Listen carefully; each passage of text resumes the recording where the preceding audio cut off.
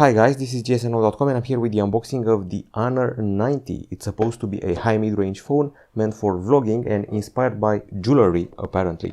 When I say jewelry, I'm talking about the backside, particularly the camera area, which draws inspiration from, well, necklaces apparently. The price tag should be around 600-700 euros and they're being quite generous with configurations this time around. So let's see what's inside the box, although I have to warn you, not much is inside of this version. It's either that I'm getting a test version or everybody's getting fewer accessories. Now, we have a key used to access the slots. Here we should have a manual and the case, and also there is an USB-C to USB-A cable. Now, there's no room for a charger, which I'm guessing will not appear in a commercial version, which is a pity because I've seen other Chinese companies offering such a thing. Now, we can see here that the device is pretty well spec'd, half a terabyte of storage and 12 gigs of RAM, which even for a high mid-range phone is quite a bit. Now, the handset, as I said before, is focused first and foremost on looking good and taking solid vlogs, and also backside videos.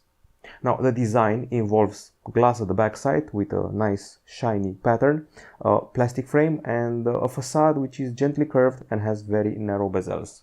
I would say it's already a typical screen, 6.7 inches, something we're seeing nowadays on the newest Realme phones, Oppo Reno phones, and other mid-rangers, including Huawei Nova ones.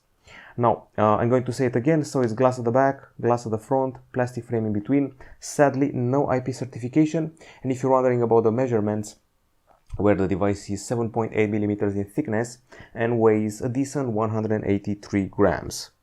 Now, aside from that aspect, I have to say that it comes in a variety of colors like black, green, silver or blue.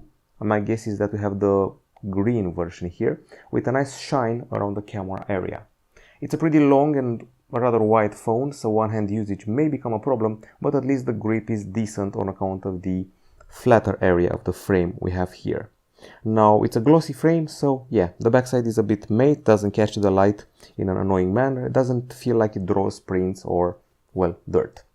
Moving on from the display and, moving on from the design, we can talk about the display, which, I'll say it again, is pretty immersive on account of the narrow bezels. The screen you are seeing right here, this one is a 6.7-inch AMOLED with a Full HD Plus resolution with always-on display and 120 Hz refresh rate. I don't have any info about HDR, but should be here, and apparently we're being promised a 1600 nits of brightness, which is, well, quite impressive. If you go further, you can find the CPU here, which is rather special. It may look like a Qualcomm Snapdragon 7 Gen 1, however, if you look here, you're going to learn something. It's a special Snapdragon 7 Gen 1 accelerated edition. And if you look here at the RAM, there's 12 gigs and an extra 7 with Honor RAM Turbo. There seems to be a sort of focus on gaming, judging by all of these. The CPU is a 4nm one, and we're also getting, I'll say it again, half a terabyte of storage, 512 gigabytes to be more precise. There is no micro SD, there is no audio jack, and sadly, we only have one speaker here, the bottom one.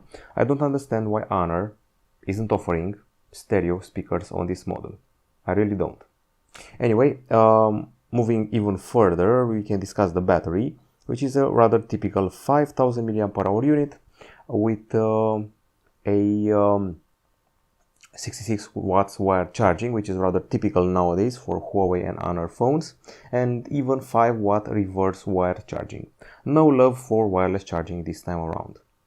On the connectivity side of things, we have everything we can want more than the Huawei's offer, because we have 5G here, no 4G, like the Huawei phones have. Wi-Fi 6, Bluetooth 5.3, USB-C 2.0, GPS and NFC are all part of the package. We have finally reached the camera department, and you can see here the cutout at the top side, the punch hole here. This one includes a 50 megapixel shooter for the selfies. It has a 4K video, HDR, and it's an ultra-wide camera actually with 100 degrees angle plus gyroscope assisted electronic image stabilization and f2.4 aperture. That's just the selfie. At the back side, there's a triple camera setup with a gorgeous looking LED flash here and the highlighted camera area.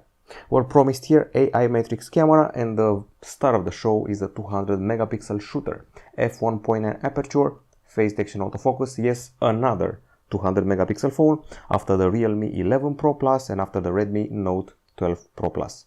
There's a 12 megapixel camera here as well, ultra wide, 112 degrees, autofocus used for macro, and a bokeh 2 megapixel camera for the obvious portrait shots. Now, we also have 4K 30 frames per second capture for this cam, and quite a few modes if I'm being honest. So, there's panorama, there's time-lapse, high resolution, full 200 megapixel shots, scan documents, slow-mo, HDR video, super macro, story, pro, HDR photo. I find it odd that we have it here instead of the photo section, stickers, and a solo cut. Multi-video will let you combine cameras here. You can combine front and rear, just the rear, also rear and rear, and so forth. There's also a special story mode here with a bunch of, well, filters and scenes for special occasions, like maybe a pet, cooking, a child, another sports event, let's say, a birthday. Basically, it's a combination of transitions, filters, picture frames, stickers, basically templates in order to create sexier videos. This is the video department. It employs AI video. It also can employ a solo cut, which means you're, well, basically cutting a person from the background and highlighting on them. Here you can have the resolution of the videos. The frame rate sticks to 30 for 4K, 60 for 1080p. And we also have instant movie, which marks highlights during shooting videos, which is actually a nice feature to have. This is the photo area, once again with AI, also with moving photos available and filters. If you dig in a lot, you should also be able to find a bokeh video here. This is the portrait area, where you can activate the strength of the bokeh. We have a night mode, and we have the aperture. Now, as I mentioned before, if you dig enough, you should be able to find at some point the, well, portrait video. This is actually it, I think. Now we have this option here, which is beautification, and this option here, which is AR Cam Beauty, but I'm sure you can add many more. Okay, so in a nutshell, that's all about the camera. It feels like a vlogging tool, and now we proceed to the software. This is Android 13 with ColorOS on top, and not much has changed from, excuse me, not ColorOS. ColorOS is for Oppo. It's actually MagicOS 7.1. As I was about to say, it still feels a lot like Huawei, even though it's been 2 years since Honor was sold from Huawei. There are still EMUI influences. Now, we have the news feed here. I'm using gestures to navigate. This is the recent multitasking. One thing is different though. There's no separation of the quick settings and notifications. They're being unified. Here we have link to Windows for productivity, and there's also a feature which is called Honor Connect.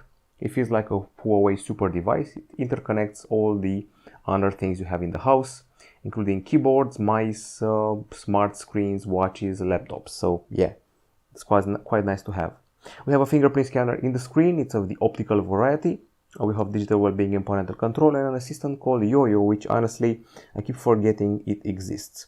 Aside from that, customization happens as wallpaper, cards, transitions, and home screen settings. Cards look like this, not as 3D and not as stacked as the latest EMUI from Huawei. And here you can use card bar, Google Discover, Honor Search, and yeah. The default setting is having all the apps on the screen without a app drawer. That's pretty much it from me. The backside looks like a jewel on account of the camera area. The phone is focused on vlogging and has some pretty solid 4K clips taken with the front camera, not just the back one. I feel that the green is pretty strong here when I'm taking photos, but the selfies are also pretty quality ones. In Europe, we skipped from the Honor 70 to the Honor 90. We didn't have the Honor 80. That's just because the Honor 80 and Honor 90 have quite a few elements in common. If there's one thing I was pleasantly surprised about for this phone, it was the, well, maybe the digital zoom, which was actually above expectation. Probably one of those newfangled cropping from the 200 megapixel camera instead of zoom. That's it from us. We'll be back with a full review very soon. Goodbye.